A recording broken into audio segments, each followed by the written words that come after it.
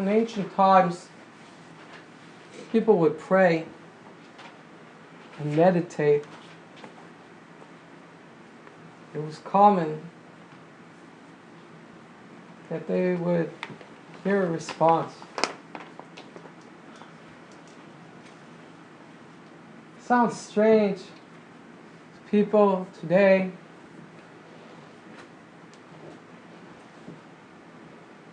There's only one or two options how you can reconcile this fact. Either the cultures are very primitive, they know very little compared to what we know today, and because of their primitive nature, they experience a phenomenon that doesn't even exist. Or you can say that they had technique and they had a science to which they devoted themselves that allowed them to experience things beyond the 15% of their linear awareness that their nervous system allowed them to detect. That they cultivated these ancient techniques to expand their awareness, just like a spoon is rounded and pulled through a concave lens. When you look into the spoon, it doesn't simply reflect what's in front of it, but it shows you a fish-eye perspective. All the range, far beyond its previous parameters,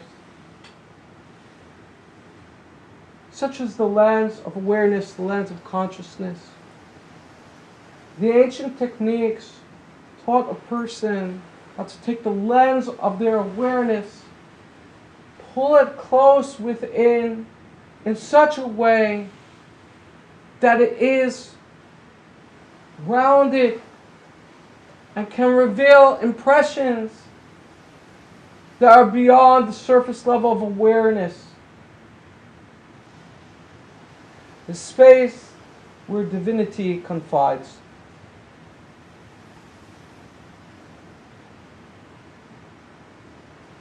The spiritual tradition relates that people were far more disciplined and aware of meditative techniques and the power of the heart. So when they would chant, meditate, and pray, they actually had the discipline to listen. And they knew the language of the soul to be able to translate the response. When you are in a path of spiritual emergence, the goal is revelation. No less than revelation of your own soul. To confide with the aspects of your soul and beyond that are limitless, without time, without dualism of good and bad, tall and short. All these measures to compare, they're not there. And all who are kissed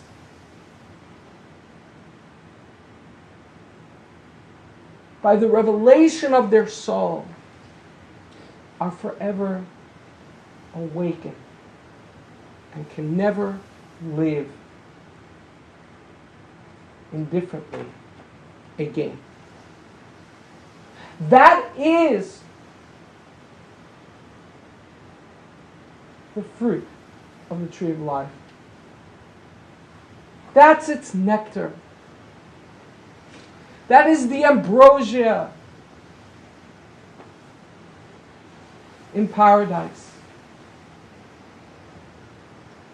Revelation. To walk each day holding the hand of your beloved on high. To walk through life not alone and wandering, but dancing step by step in coordination with the greater symphony of life.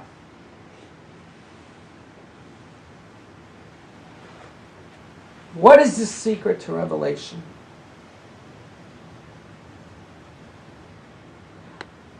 I'll tell you an analogy. The analogy is well documented, although it may not be true. The analogy goes like this. That when Spain sent ships to discover new land, and Columbus arrived with a great ship headed towards these foreign beaches, that the local populace were unable to see them and react until they reached the shore. And even though these were huge ships with major cargo and armies of men, it was as if it was not there. And they explain that the reason why they were unable to witness it and to see it is because they had no concept. Such a thing did not exist within their culture. They had no concept for it. And because they had no rubric for recognizing it, they treated it as if it was not there. Let me tell you something. There is a lot that's going on in your immediate circle, your immediate environment, but you're simply just unable to be aware of it because you don't have a construct to detect it. You don't have an understanding of what it is you're swimming in, what it is you're breathing, what it is you're living off of.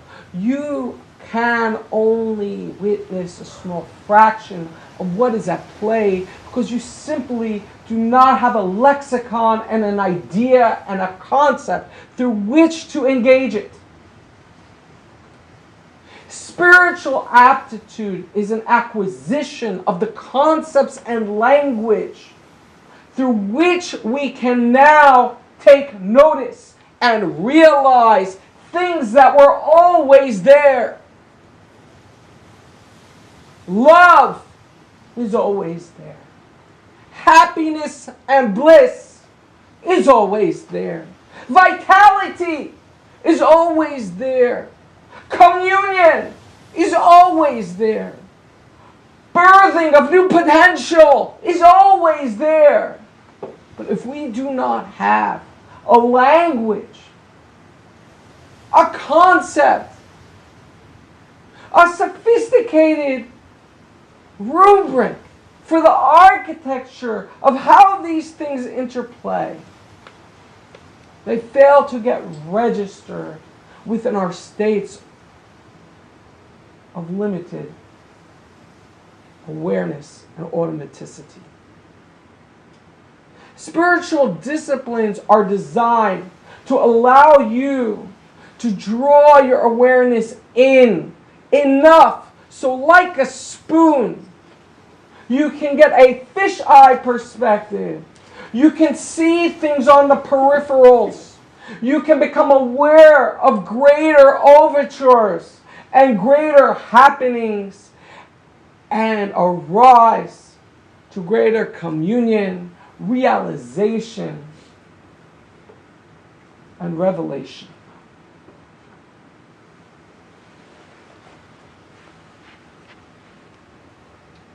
What is needed What is the ingredient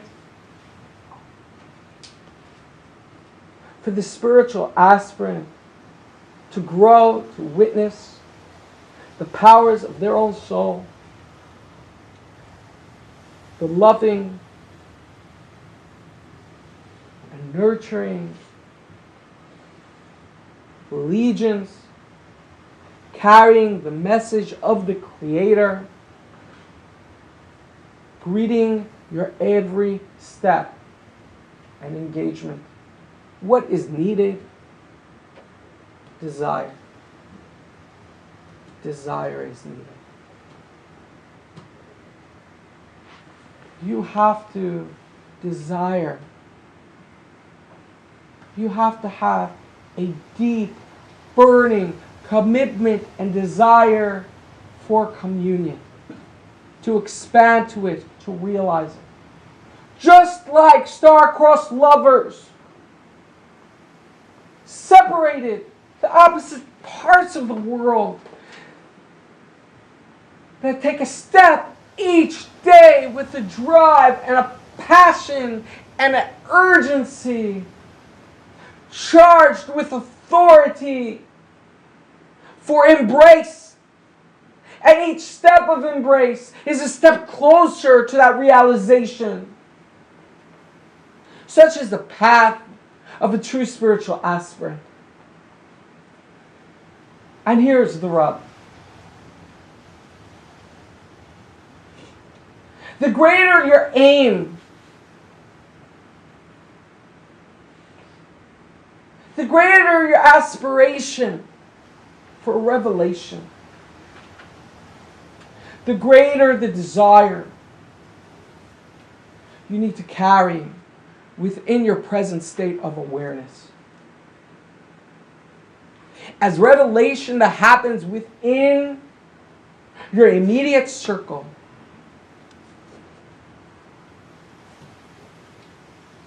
will go unnoticed and unrealized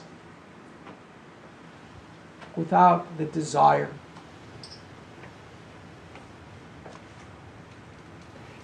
It needs to have equivalence of form, equivalent desire. The greater the expansion, the greater the torque of the spiritual passion and desire that's needed for you to crystallize and realize it. I want you to think of a bow and arrow. If you wish to shoot an arrow a very long distance, you must pull back further with greater tension upon the bow before the release.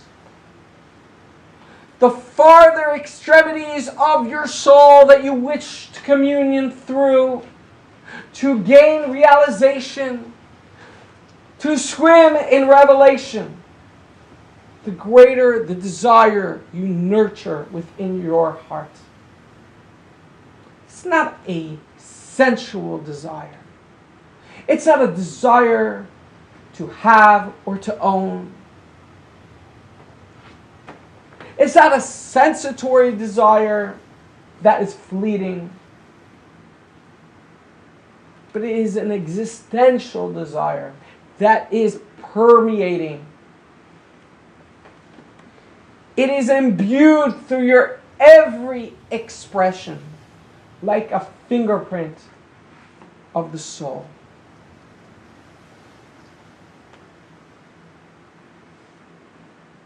You can stand before the greatest sanctity, the greatest revelation. And if there is no desire, you will not witness it, and it will fall on dead ears. Within the Kabbalistic archetype, the children of Israel needed to ripen their hearts, to prepare themselves. 49 days for revelation. as the nation within the archetype would have collective prophecy. But to do so, they needed to amplify their desire. They need to work upon themselves to commune that desire through every step of Jacob's ladder. Every gate of their soul. The mystics relate that there are 50 gates to the soul of purity, and there are 50 gates to the soul's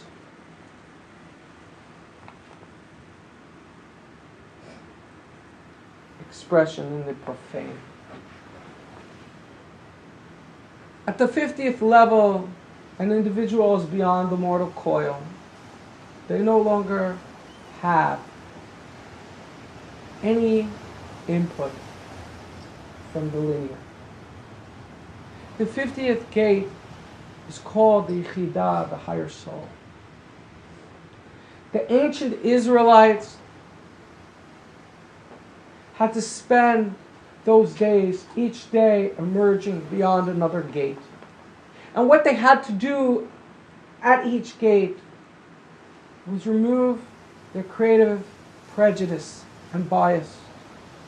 Get beyond their own predispositions so that they can conceive, so that they can relate, to recognize the divinity that's in another and is within all things. They had to confront this and do this by each gate of their soul until they reached the level of unconditional love with a powerful desire in order to commune in revelation of lovers. I want you to understand that the Kabbalists teach us that only Moses, the prophet, the high prophet, Master Moses, Aaron, and a few sons, were able to go on to this mountain. They called it the mountain of Sinai, which phonetically is the same sound of sinah, of hatred. They related that Israel accepted, the children accepted the Torah to take them out of their primitive state and make them have a glimpse of their sovereignty so that they can share the vitality of divinity with all of existence, with equivalence. They called this Har Kogigis, that the nation was confronted with a mountain over their head, that if they would not accept the tenets of this profound, secretive, angelic, divine science for the nature of their soul, if they could not accept it, then they would be destroyed with the mountain imploding from on top of them. The analogy therein was that their prejudice and their hatred would bury them from their own soul, and that they would be lodged and left in the 50th gate of primitive impurity, of the bondage of Egypt, of which they emerged from in that archetype. Only through the unconditional sharing of the divine's expression of love, through each gate of the soul, could they emerge to conquer that mountain of hatred, where divinity will confide, where revelation ensues. Say the mystics, this is the path to revelation with your own soul and with every person. That your meditations and your prayers do not go unheard. Rather, you've lost the ability to hear their answer. The sages relate that when Adam ate from the tree of good and evil, he fell into dualism and time itself. And in his fragmented nature, he materialized as an expression of form and separation. And in that abandonment, the Creator called out, I love you. But Adam heard it as Ayeka, where are you? The distance and the shame by the lust to compare. We need to lose what is primitive. We need to lose our prejudice to confide with increasing gates of our soul. And the way we will do so is through a powerful and profound love and passion. A desire. A spiritual desire. The spiritual desire is your fuel. It will catapult you beyond each stage and each gate. But to the degree that you do not come with a spiritual desire in your awareness, where you're not equipped with the fuming, powerful combustion of your spiritual desire in your present now, is the degree that revelation occurs but falls on deaf ears. You do not have the ears to hear it. You do not have eyes to see it.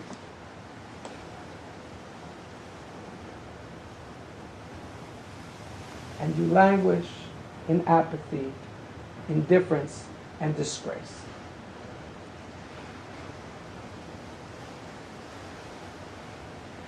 When you are invested in the work of spiritual emergence,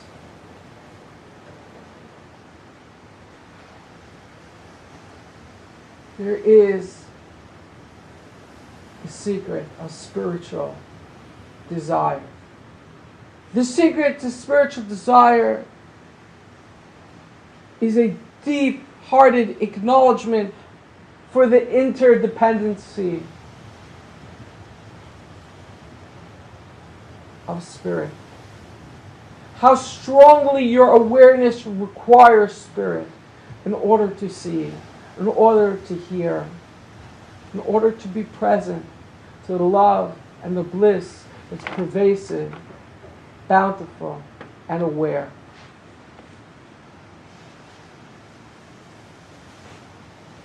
The aspirant must secure within a graceful space of their heart a space of acknowledgement from a weightless space.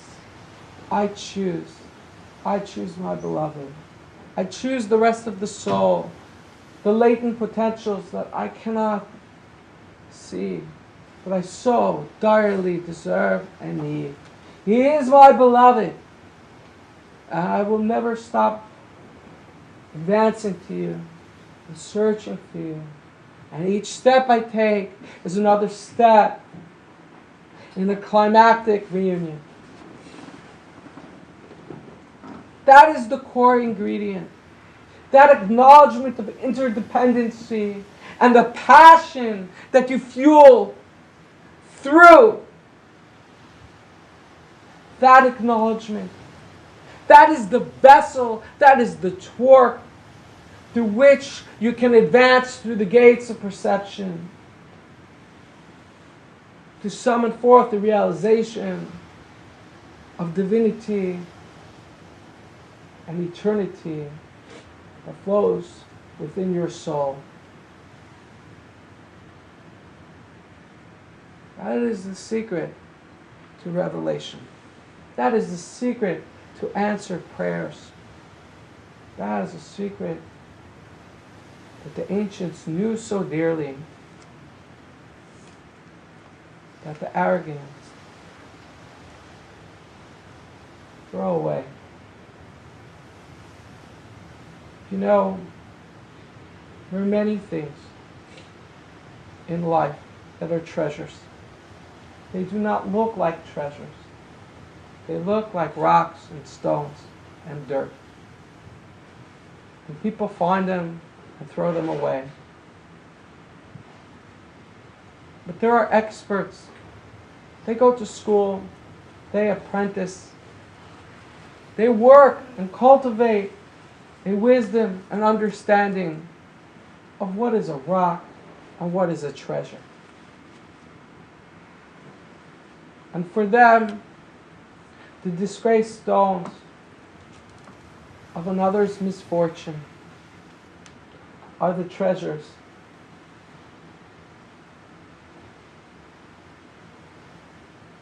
through which they find fortune and bounty. Understand this well. None of this is beyond you. None of this is far from you. You are a realization and expression of the Creator's love and grace. There's nothing here that should be outside your heart. It shouldn't even feel like learning, but rather should feel like it's remembering. Understand, you heard these words. Now it's up to you to take the steps, to foster the desire, to fuel the desire each day. You know, within the archetype of the Bible, Kabbalists relate how there had to be a fire burning at all times upon the altar. Even today, in spaces of liturgy, the Israelites have a custom of having an eternal light at the front of the sanctuary. That eternal light, that is not just a pilot light, so that when your light goes out, you have something to rekindle it. That light, that is a passion. Good weather, bad weather, day, night. That light burns. You must fuel that light. Fueling that light is an honor. It was saved for the high priests. That light had to be fueled every day. Spiritual emergence requires that you fuel that light each day. That you create that fire, that you reinvigorate that fire, that the fire of yearning expands and burns with the passion of 1,000 lives. For the greater your goal and aim of aspiration, the greater the passion you must foster within each step. For if in that moment of revelation you do not have the desire, the revelation will go unnoticed. And it is as if God never cared.